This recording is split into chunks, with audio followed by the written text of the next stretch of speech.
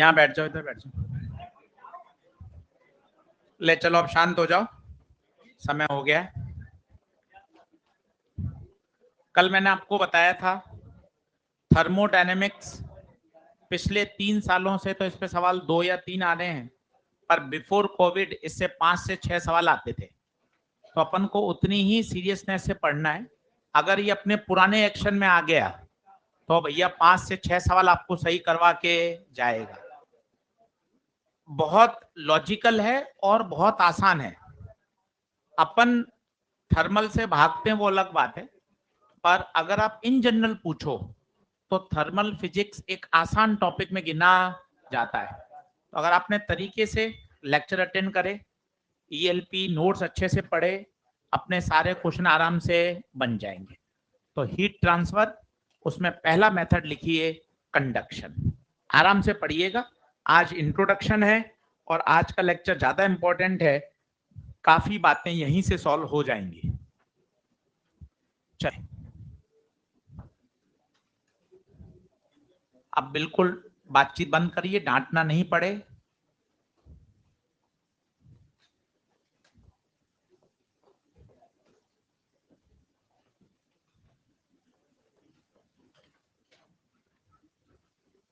देखें, टॉपिक का नाम है हीट का ट्रांसफर। किस तरीके से हीट को एक जगह से दूसरी जगह ट्रांसफर किया जाता है। 3 तरह के मेथड होते हैं जो हम अगले 6 दिन में पढ़ेंगे: कंडक्शन, कन्वेक्शन, रेडिएशन। जैसे सबसे आसान तरीका, एक मोटे मोटे रूप में एक छोटे बच्चे को कैसे समझा दें कि बेटा ये मुझे पेन या ईंट है, बहुत सारी 100 ईंट हैं और मुझे इन सारी ईंटों को वहां ले जाना है। तो पहला तरीका क्या है, मैं 10 बच्चों को लाइन से खड़ा कर देता हूं और ईंट उठाई उसको पास करी, ईंट उठाई उसको पास करी। मैंने अपना मूवमेंट नहीं किया, without the actual movement of particle, केवल मैंने ईंट को पास किया, दूसरे वाले ने आगे पास किया, तीसरे वाले ने आगे पास किया। आधे घंटे के भीतर आप देखेंगे ये पूरा ईंट का ढेर यहां से वहां शिफ्ट हो गया। ये है पहला तरीका। दूसरा सुनिएगा, क्या करूं, ईंट को लूं, उठाकर दौड़कर यहां रख के आऊं, फिर वापस जाऊं, फिर ईंट को लूं, फिर उठा के दौड़ के आऊं। यहां मेरा क्या हो रहा है, मूवमेंट हो रहा है। ये मेथड नंबर 2। और मेथड नंबर 3 देखिएगा, ईंट को यहां से उठाया और सीधा फेंक दिया। दिस इज मेथड नंबर 3, जो कि है रेडिएशन। मेथड 1 पता है कौन सा था, कंडक्शन। देखना, महसूस करना, मजा आएगा। बहुत छोटी छोटी बातें समझना। ये घर पर एक रोजाना का प्रैक्टिकल, गैस पर एक चम्मच रख दीजिए, यहां आपका हाथ है, आप देखें कुछ ही सेकंड में आपको लगेगा सर अब मैं चम्मच नहीं पकड़ पा रहा। क्यों नहीं पकड़ पा रहा, इस किनारे का टेम्परेचर बढ़ गया। क्या हुआ, जैसे यहाँ का टेम्परेचर मॉलिक्यूल गर्म हुआ, क्या ये उछलकर आपके हाथ पे आ गया? क्या ये उछलकर हाथ पे नहीं आया। तो फिर आपने क्यों बोल दिया कि सर मेरा तो अब चम्मच को मैं नहीं पकड़ पा रहा? कारण सुनिएगा, थ्योरेटिकल सवाल है। हीट जैसे आपने इसको दी, हीट देने से यहाँ का टेम्परेचर बढ़ा, टेम्परेचर बढ़ने से इसकी थर्मल एनर्जी बढ़ी, इसका वाइब्रेशन का जो एम्पलीट्यूड था वो बढ़ गया। वाइब्रेशन के एम्पलीट्यूड के बढ़ने से ये अपने पड़ोसी से क्या करने लगा, कॉलिजन। और कॉलिजन के दौरान एनर्जी क्या होती गई, ट्रांसफर। कोई भी पार्टिकल का मूवमेंट नहीं हुआ।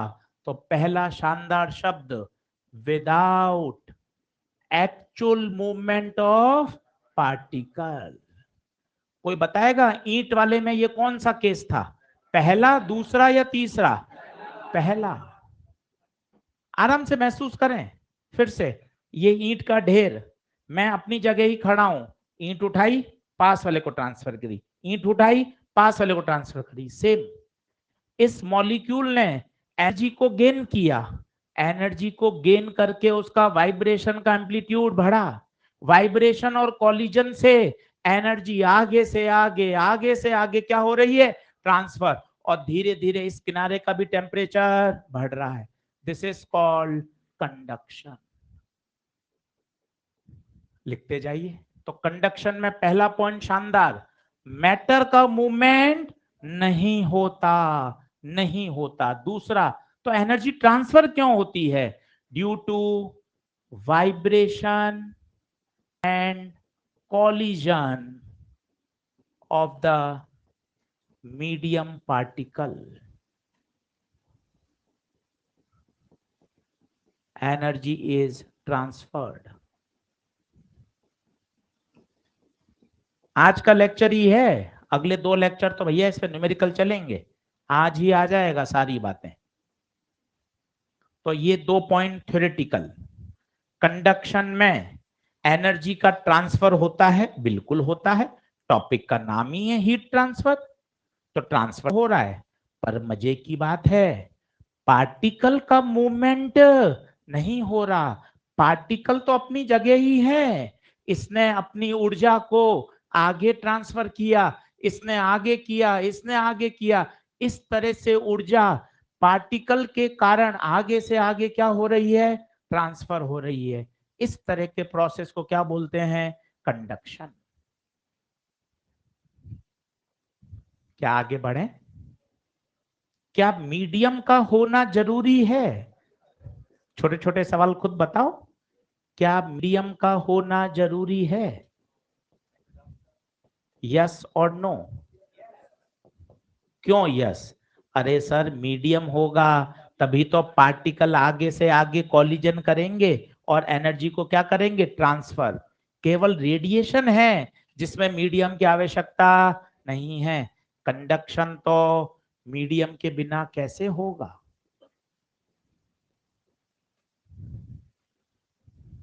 मेनली पाया जाता है सॉलिड्स में, सॉलिड लिक्विड गैस सभी में होता है, पर मेनली किस में होता है, सॉलिड में।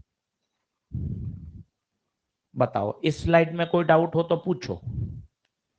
बहुत तरीके से तैयार करना है थर्मल फिजिक्स। 3 बड़े सेक्शन है नीट के, थर्मल फिजिक्स, ऑप्टिक्स और मॉडर्न।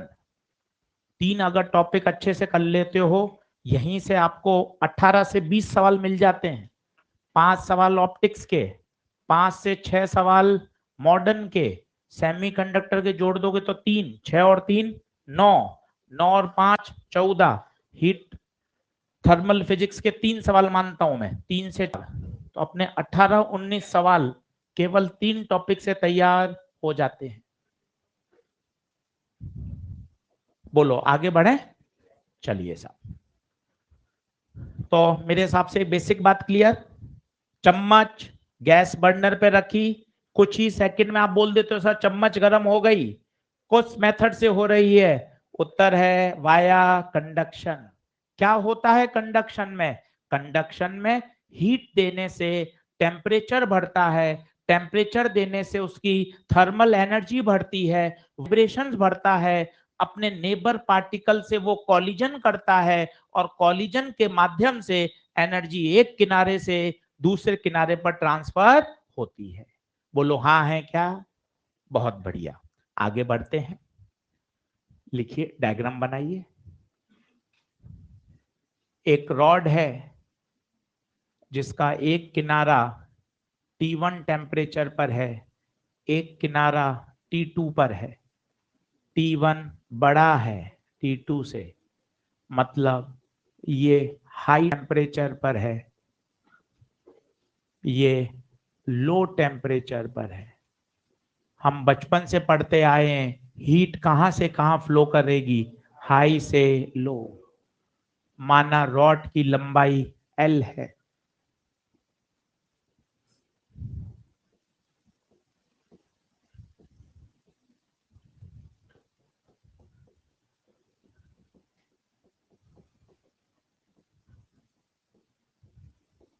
बहुत आसान चैप्टर है भाइयों, 1-2 दिन में ही आपको लगने लग जाएगा कि सवाल बन रहे हैं, और इस पे थोड़े प्रैक्टिस ज्यादा करिएगा, बहुत मजबूत तैयार करना है इसको।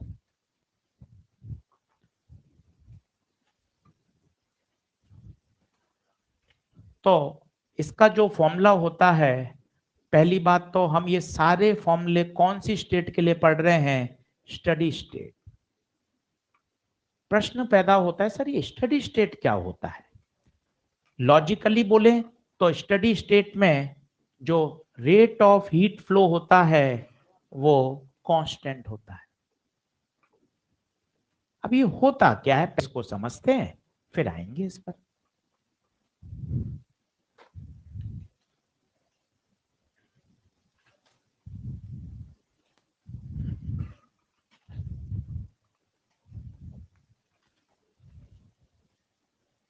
चलिए बोलना चालू करूं। अब पेन पेंसिल छोड़िए, थोड़ा रिलैक्स होके समझिए, थोड़ा फोकस करिए, इधर उधर की बातों पे थोड़ा ध्यान कम करिए। अच्छा सोचिए यार, आगे बढ़ना है, सवाल बनाने हैं, कॉन्सेप्ट सीखना है। वैसी सोच रखोगे ना तो कुछ कमाल कर जाओगे।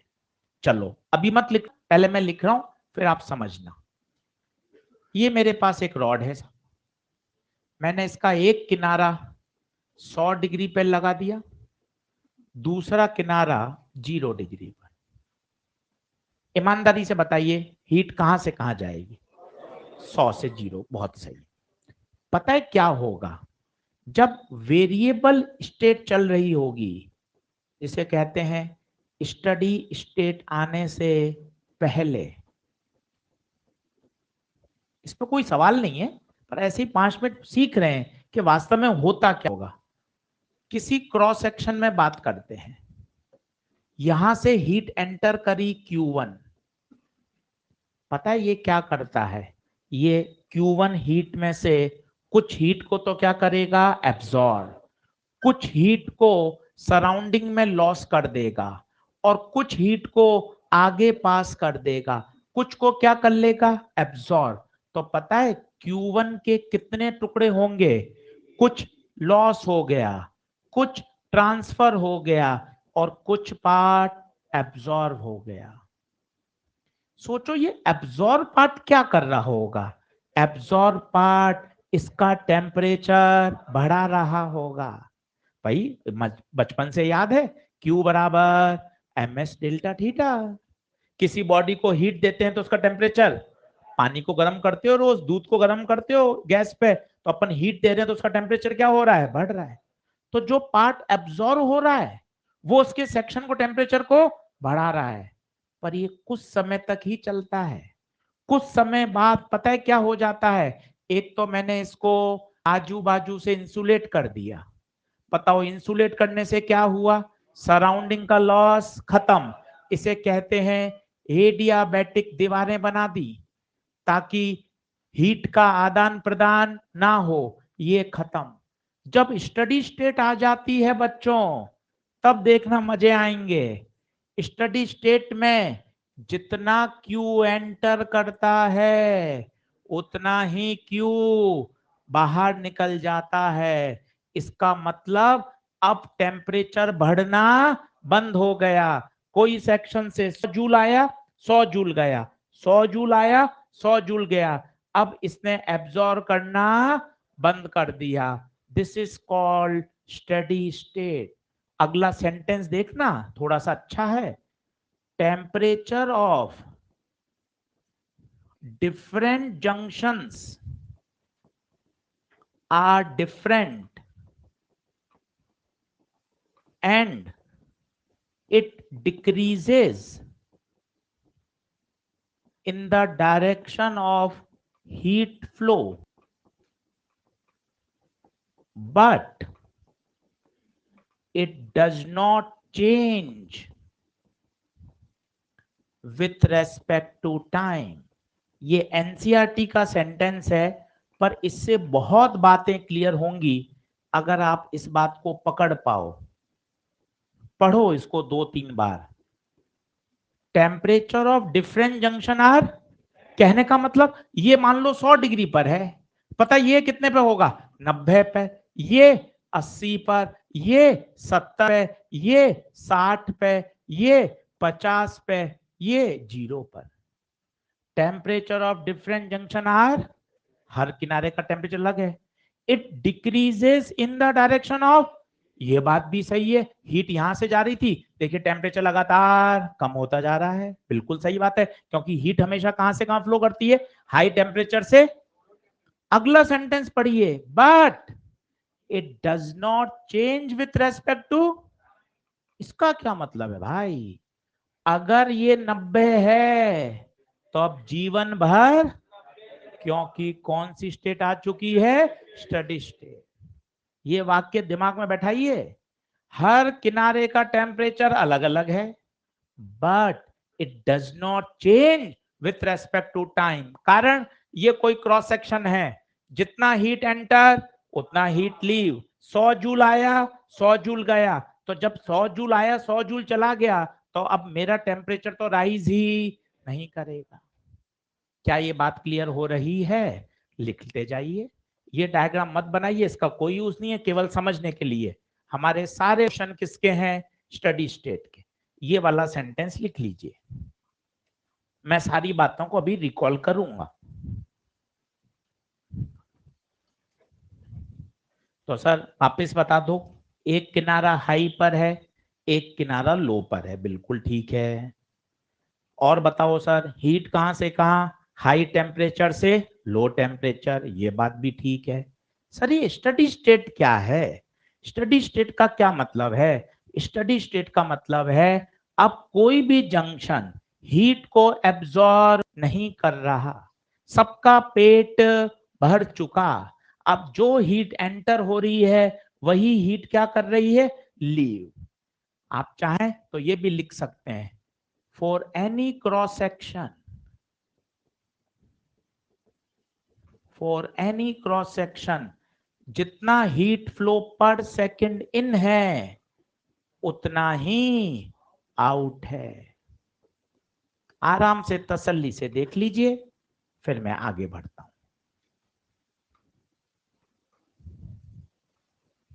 पेट भर चुका है, और फर्दर रोटी नहीं खानी। अब जो एंटर हो रहा है उतना का उतना हीट आगे ट्रांसफर हो रही है, अब कोई भी हिस्सा हीट को एब्जॉर्ब नहीं कर रहा। This is called steady state.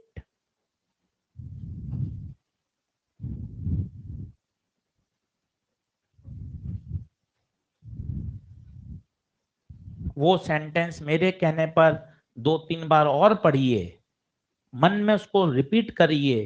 Temperature of different junction are different, सबका अलग अलग है, देखो ना 100 90 80 70 60, सबका एक जैसा थोड़ी ना कि पूरी रॉड 100 पर है, कहाँ है। अगर पूरी रॉड 100 पे होती तो हीट कैसे फ्लो करती यार, हीट तो हमेशा due to temperature difference follow करती है भाई। तो एक 100 पर है और एक 0 पर है। अगला, it decreases in the direction of heat flow. हाँ यार ये बात भी सही है, वो किनारा 100 पर है, अगला 90 पर है 80 पर है, लगातार कम होता जा रहा है हीट फ्लो की दिशा में। और तीसरा देखिए point, it does not change with respect. इसका क्या मतलब है, टाइम के साथ उसका टेम्परेचर राइज, अगर 80 आ गया तो 80 ही रहेगा। बोलो, यहां तक कोई डाउट हो तो पूछ लो भाई बिंदास। सबसे आसान टॉपिक है थर्मल फिजिक्स, पूरे बट्टा पूरे नंबर चाहिए। नहीं एडियाबैटिक नहीं होना चाहिए, यहां जो दीवारें हैं ना इनको इंसुलेट कर दिया, इसका दूसरा नाम है एडियाबैटिक। मतलब अब यहां से सराउंडिंग में हीट कोई ट्रांसफर नहीं होगा। रॉड एडियाबैटिक नहीं है, रॉड के ऊपर जो कोटिंग करी है, कोटिंग करने से क्या हुआ, जो हीट का लॉस सराउंडिंग में हो रहा था वो होना बंद हो गया। क्लियर है, बोले बढ़े क्या आगे। चलिए साहब, अब इसका फॉर्मूला देख लेते हैं जल्दी से, आप सभी को याद है फिर भी लिख लें। जो हीट ट्रांसफर होता है पर सेकंड, उसका फॉर्मूला होता है के ए T1 माइनस T2 बटे L। ये इकलौता फॉर्मूला है पूरे कंडक्शन का, सारे सवाल इससे सॉल्व करके दिखा दूंगा मैं आपको। ये एम्पेरिकल फॉर्मूला है, बोले तो एक्सपेरिमेंटल फॉर्मूला है, के ए T1 माइनस T2 बटे L। के कौन है, के के कहलाता है कोफिशिएंट ऑफ थर्मल कंडक्टिविटी।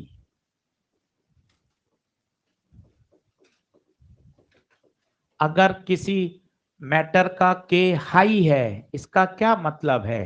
के हाई मतलब वो अच्छा हीट को कंडक्ट कर सकता है।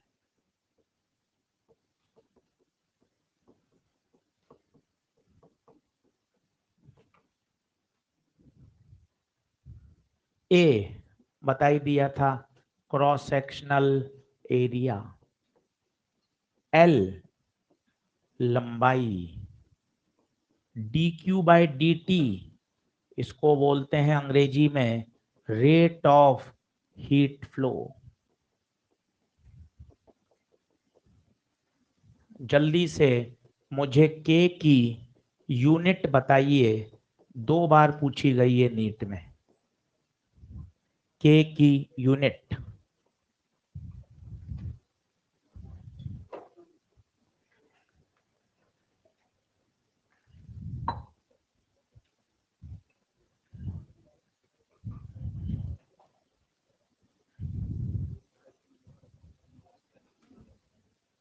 निकाले, बहुत आसान, फॉर्मूले में देख लो।